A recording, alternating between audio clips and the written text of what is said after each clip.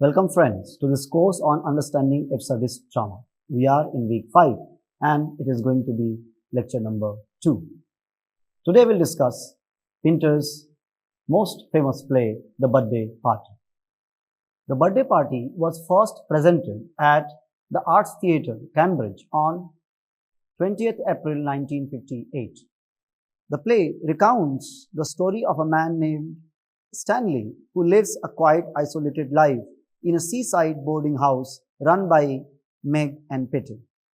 When two mysterious strangers, Goldberg and McCann, arrive, they claim to be there for Stanley's birthday, though he insists it is not his birthday.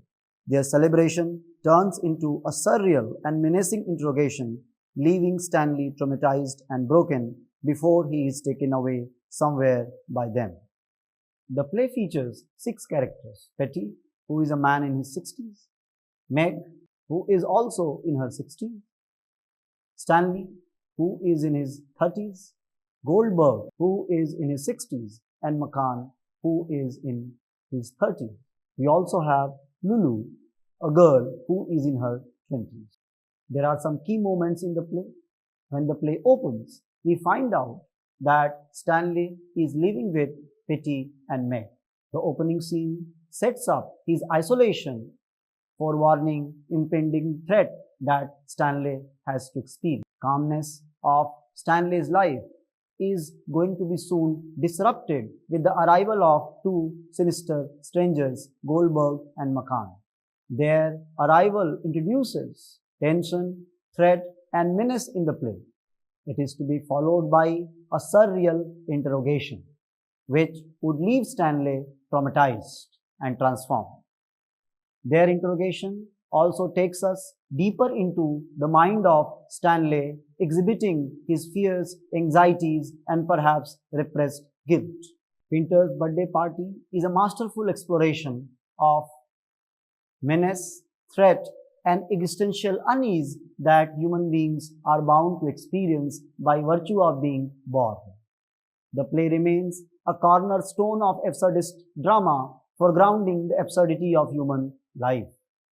The play reminds us of a Kafka's world, especially the world of trial. The trial is a story of a man named Joseph K., who is arrested one morning without having done anything wrong. What happens to Stanley is also similar. These two sinister strangers, Goldberg and McCann, who come and they take Stanley somewhere, they appear to us characters from Kafka's world. Like the story culminates in a climatic scene where two men escort Joseph K. to a remote location and execute him without resistance. His final words, like a dog, express shame, suggesting an internalized guilt despite the lack of evidence or explanation for his alleged crime. Joseph K. has said in the novel, and I quote, "But I am not guilty. There has been a mistake. How is it even possible for someone to be guilty? We are all human beings here, one like the other. That is true," said the priest, "but that's how the guilty speak." Like Kafka's Joseph K., we are uncertain whether Pinter's Stanley is guilty or not, whether Pinter's Stanley is taken away to a jail, or Gold and McCann are messengers of death, or they are agents of bureaucracy who are taking Stanley to his execution. We cannot say anything with certainty. Like Kafka, Pinter also uses a blend of absurdity, dark humor, and relentless tension. The play becomes an allegory of human existence, with its themes resonating across political, religious, and philosophical contexts. The play continues to captivate its readers with its chilling prescience and its unflinching portrayal of existential dread. The play begins with the conversation between Meg and her husband Petty. Meg says, "Is Stanley up yet?"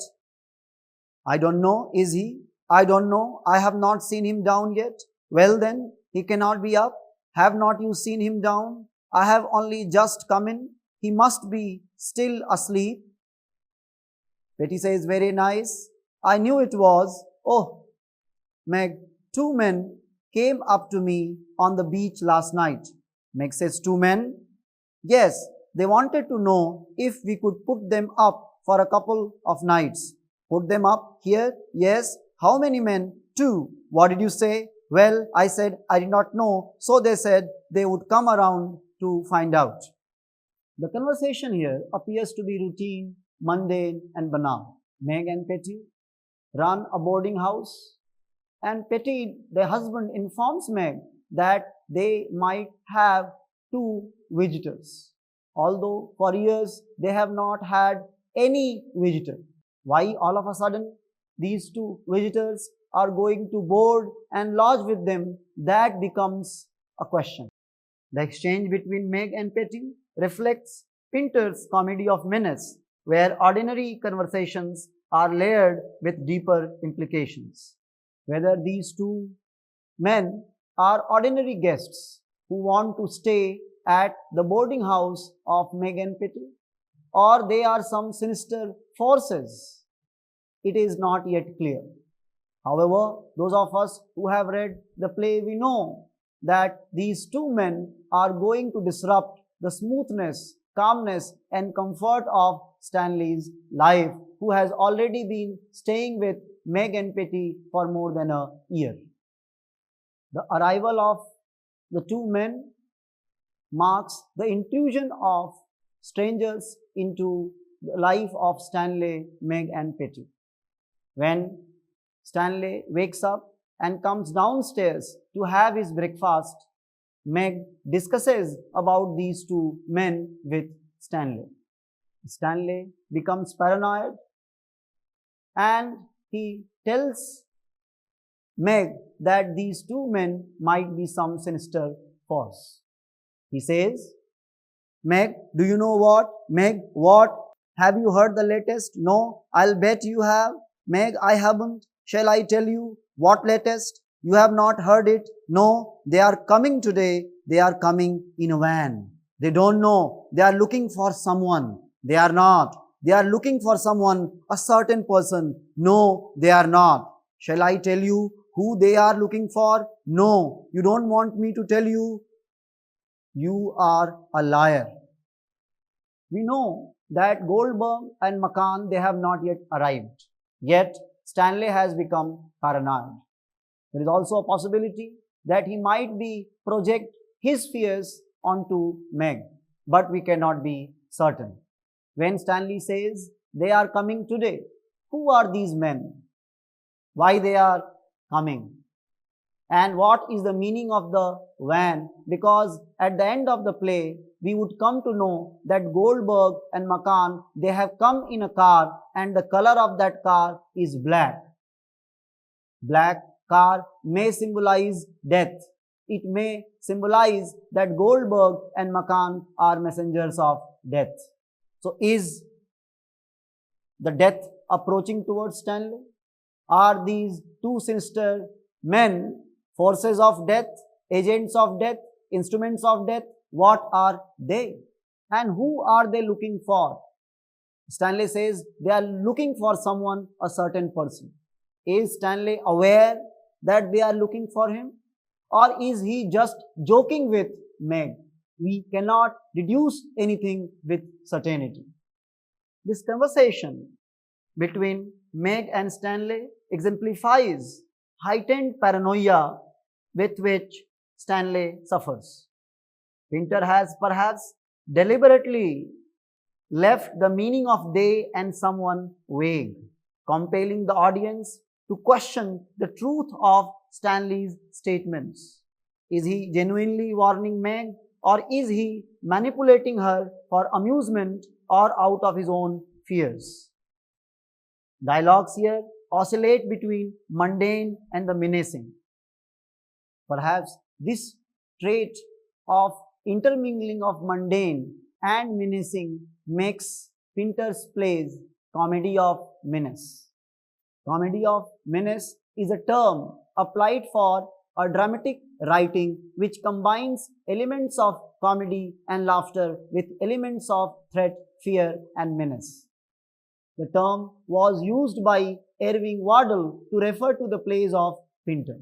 In these plays, the surface level often depicts ordinary, even mundane situation, but an underlying sense of menace disrupts the apparent normalcy.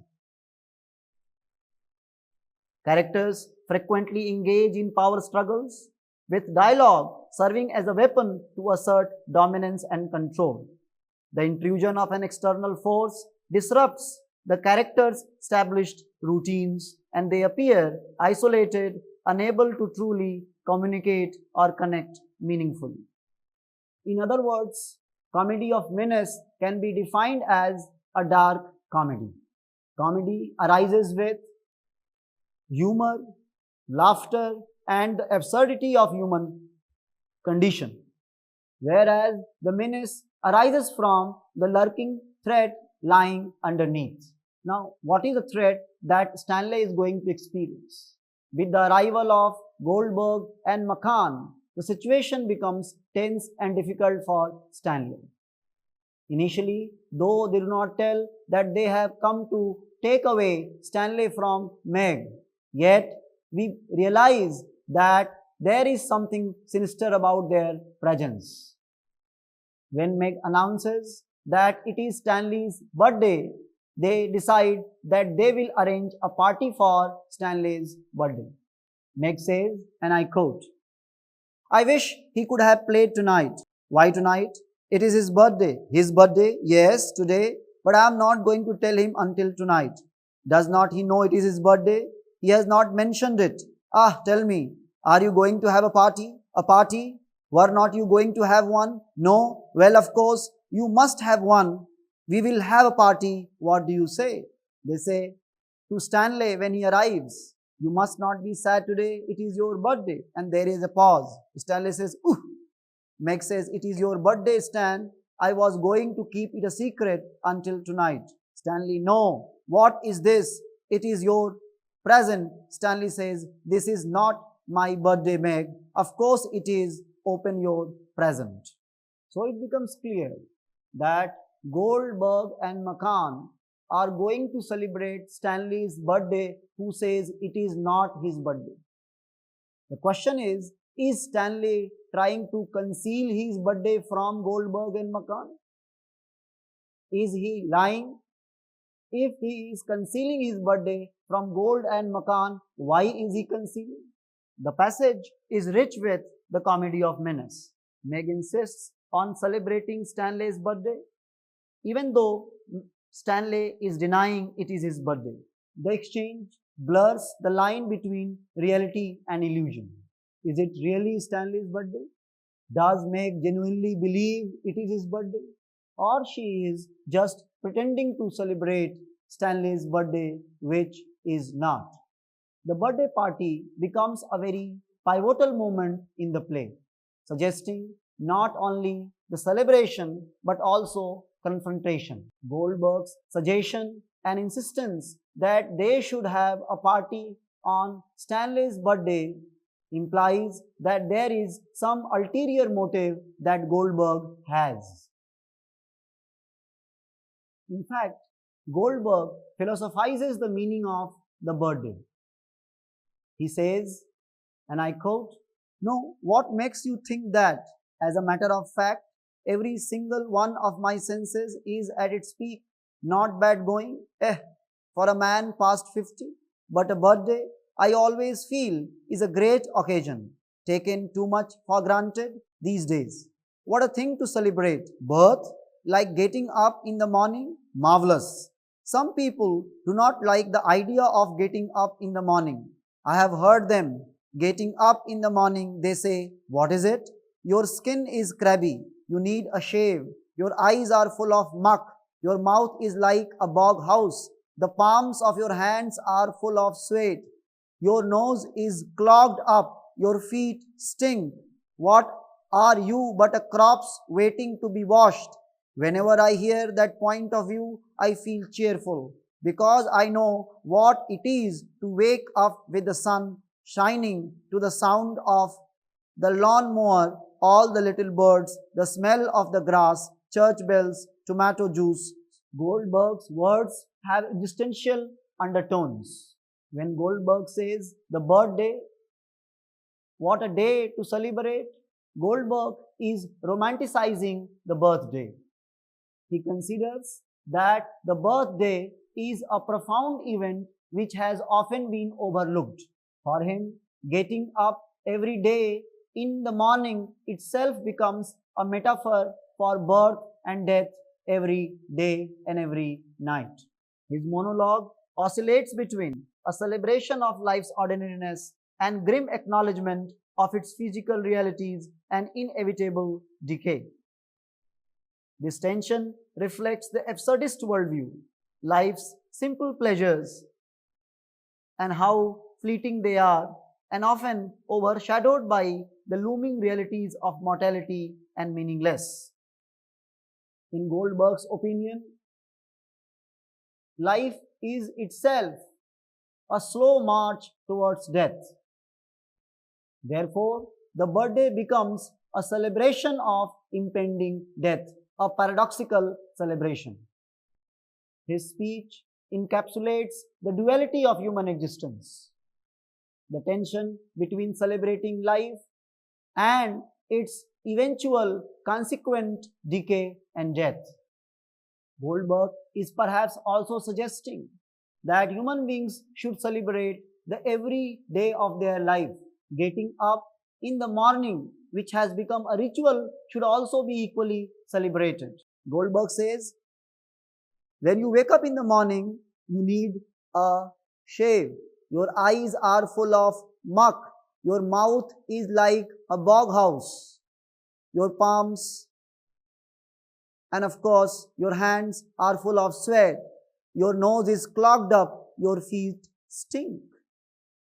Goldberg is suggesting that when you wake up in the morning, you are no better than a corpse waiting to be washed. This is a very poignant metaphor. It's not that we die one day. Goldberg is suggesting every night when we sleep, we are dead. Every morning when we wake up, we are reborn. And thereby, this cycle of life and death continues day after day. The imagery of a corpse waiting to be washed suggests the inevitability of decay and death. The word birthday in the play The Birthday Party serves as a very complex metaphor. First, the birthday itself is questionable, as Stanley denies in the play that it is not his birthday. His denial is an existential denial. It implies whether our birthday is really our birthday or we are marching towards our death. Should we celebrate our birthday or should we reflect upon, meditate upon the nature of life as we move closer towards death? Is the birthday a matter of celebration or something which human beings should be wary of and scared? The birthday can be a moment of reckoning, a day for remembering what one has done before. In Stanley's case, the birthday becomes a moment of reckoning. He is judged, accused, and ultimately tormented by Goldberg and McCann. The birthday party that Goldberg, McCann, Meg, and Lulu host for Stanley, it is less about renewal or rebirth, more about Stanley's annihilation. Goldberg's pontification about the importance of birthdays, what a thing to celebrate birth, highlights emphasis on rituals. The ritual in this play is hollow, orchestrated to humiliate and control Stanley. Birthday for Stanley brings menace and existential dread, about which we will discuss in more detail in our next class. Thank you, friends. We'll meet next week.